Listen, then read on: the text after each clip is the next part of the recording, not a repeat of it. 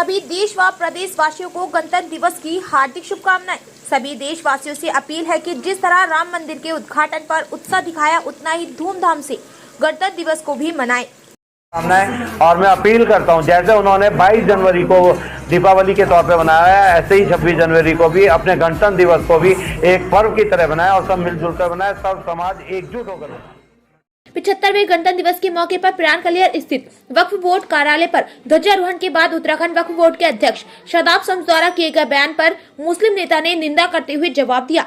आपको बता दें कि गणतंत्र दिवस के मौके पर वक्फ बोर्ड के अध्यक्ष शादाब शम्स ने बयान दिया कि अरबी मदरसों में अब श्री राम के किरदार को भी पढ़ाया जाएगा। उन्होंने अपने बयान में कहा था कि नबियों और पैगंबरों की जानकारी के साथ श्री राम के किरदार के बारे में जानकारी दी जानी चाहिए, साथ ही साथ मदरसों में संस्कृत की पढ़ाई भी होनी चाहिए। इसके जवाब में ओवैसी की पार्टी के उत्तराखंड प्रदेश सदर डॉक्टर नैयर काजमी ने कहा कि यह मामला मजहबी मामला है, इसमें शादाब शम्स को टिप्पणी नहीं करनी चाहिए क्योंकि वे वक्फ बोर्ड के अध्यक्ष हैं, न कि मदरसा बोर्ड के। उन्होंने शादाब शम्स पर व्यंग करते हुए कहा कि अगर उन्हें इस मामले में ज्यादा ही दिलचस्पी है तो किसी सरस्वती स्कूलों में मोहम्मद साहब के किरदार को पढ़वाने का काम करे।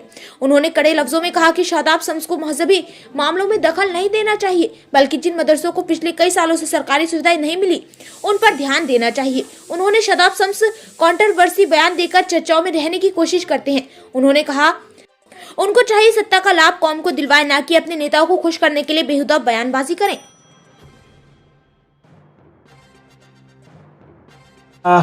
ये विषय आया है कि मुझे लगता है कि श्री राम के बारे में जो वजूद है वो अपने आप में गाथा कहता है।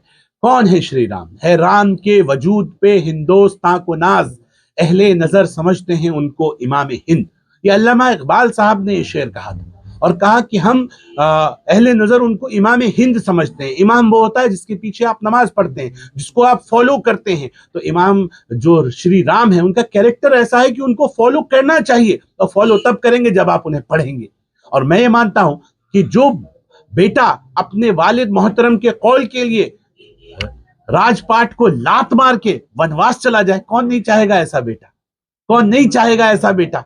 मैं कहता हूं कि ये जो खूबसूरती है, ऐसा किरदार जिसने अपने बिना सेना के अपनी पत्नी के आत्मसम्मान की रक्षा करने के लिए एक महाबली से जंग छेड़ दी और कहा कि कुछ हो जाए मैं अपनी पत्नी को इस तरह से ले जाने वाले को छोड़ूंगा नहीं। मुझे लगता है वो कैरेक्टर ही अलग है।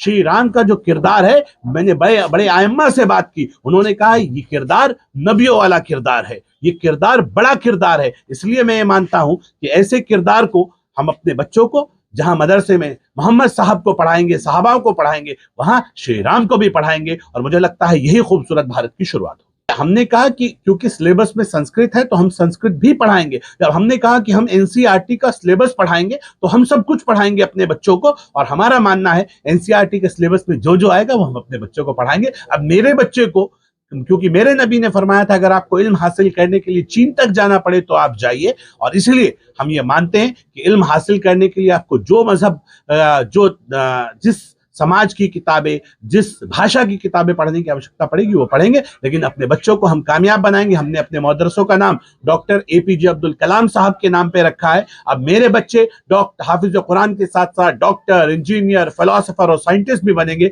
और माँ भारती के हाथों को मजबूत करने के लिए अपना गिलहरी रूपी योगदान मेरे बच्चे भी देंगे, और इन मदरसों से भी आपको वो योगदान मिलता हुआ नजर से ये सेशन स्टार्ट होने जा रहा है, पहला मॉडर्न मदरसे का।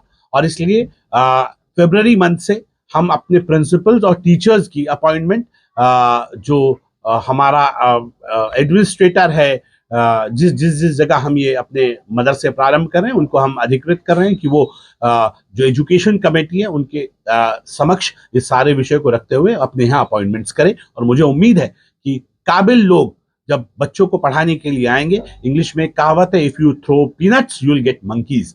अगर आप मूंगफली के दाने फेंकेंगे तो बंदर आएंगे। अगर आपको अपने बच्चों को काबिल बनाना है तो काबिल अध्यापक, काबिल टीचर्स आपको रखने पड़ेंगे। और वो मुझे उम्मीद है कि अच्छे टीचर्स रखे जाएंगे, अच्छा सिलेबस बच्चों को मिलेगा, अपने बच्चों को पढ़ाएंगे।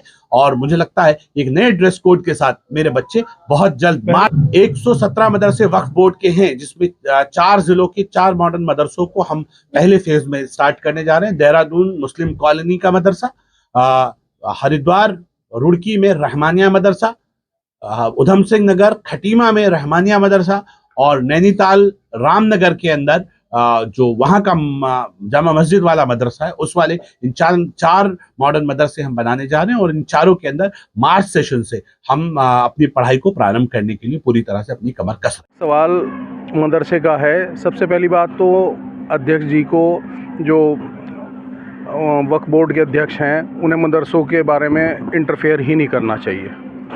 सबसे पहली बात तो ये है।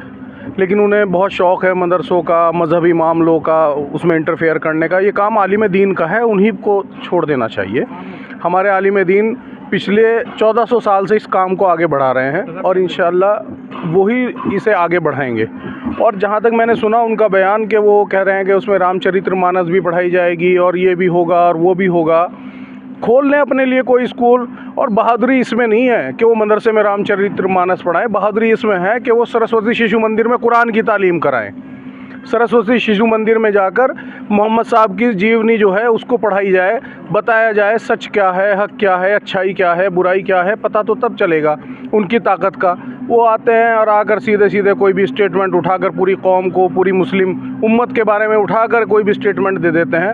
वो एक ज़िम्मेदार के पद पर हैं, उन्हें सोच समझ कर बोलना चाहिए। और बहुत सारी चीज़ें मैंने उनकी वो 2-3 मिनट की क्लिप सुनी है, उसमें कई जगह भारी चूक उनसे हुई है, तो उन्हें कम से कम नज़रसानी करनी चाहिए और इन चीज़ों से बचना चाहिए।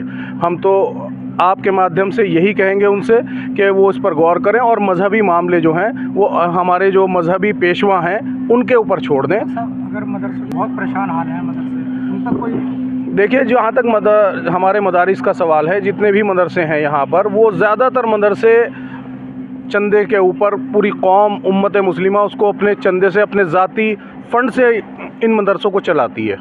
और अब जो मदरसे सरकारी एड पर हैं उनको भी उनका हक़ नहीं मिल रहा है, तो यकीनन उन्हें इस पर जद्दोजहद करनी चाहिए, इस पर कोशिश करनी चाहिए। ना कि वो कई बार उनके बारे में पहले भी कई बार उन्होंने इस तरह के बयान दिए हैं जो कंट्रोवर्सी करने वाले बयान हैं। तो मैं उनसे यही कहूँगा कि वो कंट्रोवर्सी की बात ना करें, बल्कि बात वो करें जिसमें कौम का भला हो, पूरी इंसानियत का भला हो, पूरी मानवता का भला हो।